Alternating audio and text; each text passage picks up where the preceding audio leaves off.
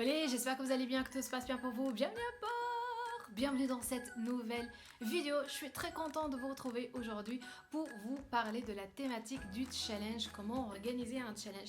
Le challenge, c'est un événement en ligne qui se fait sur X jours, sur un temps assez limité, 3 jours, 4 jours, 5 jours ou plus, vous pouvez choisir vraiment le challenge et qui a pour objectif soit donner du contenu gratuit pour le contenu gratuit, donc élargir son réseau, ou bien pour un objectif plutôt financier, c'est d'avoir une offre payante à proposer vers la fin.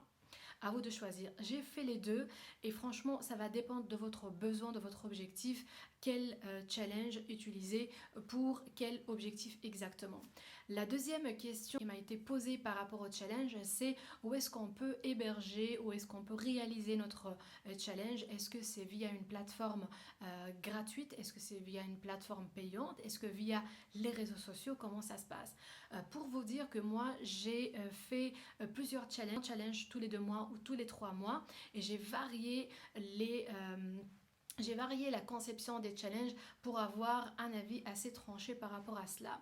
J'ai organisé donc via la plateforme d'hébergement qui est Podia, que j'utilise pas spécialement pour le challenge, mais parce que j'ai déjà mon catalogue de formation et j'ai déjà mon membership, mon abonnement du cercle privé de la branchée. Bon, c'était évident pour moi de choisir Podia pour le challenge puisque ça fait partie de la facture que je paye vers la fin de chaque mois qui est à peu près 80 € par mois. Et donc j'ai essayé la deuxième option qui est faire à moitié dans un groupe Facebook. C'est publier ça, automatiser ça dans un groupe Facebook et c'est quelque chose qui fonctionne super bien. Entre hébergement payant et entre réseaux sociaux gratuits, j'ai juste envie de vous dire, si c'est votre premier challenge, vous pouvez cartonner avec un challenge 100% gratuit qui a pour objectif de proposer une offre payante.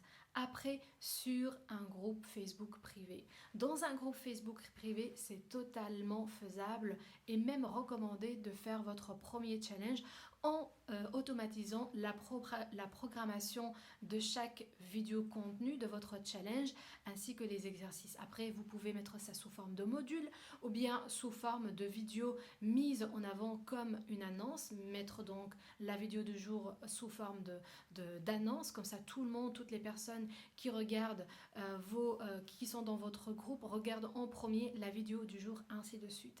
C'est quelque chose qui est très fonctionnel, qui est très pratique et je la recommande. Au lieu d'investir pour une première fois dans une plateforme pour héberger votre challenge, il faut d'abord avoir des rentrées pour pouvoir créer ce challenge et partager ce challenge. En tout cas, c'est mon conseil que je vous recommande. Après, libre à vous de choisir quel format vous pouvez adopter pour votre challenge. Alors, est-ce que vous avez déjà organisé un challenge? Est-ce que vous êtes en train de penser à un challenge? Dites-moi en commentaire. Je vous réponds avec plaisir dans une vidéo. Je vous remercie pour la visite et je vous dis à tout de suite dans les commentaires. Ciao!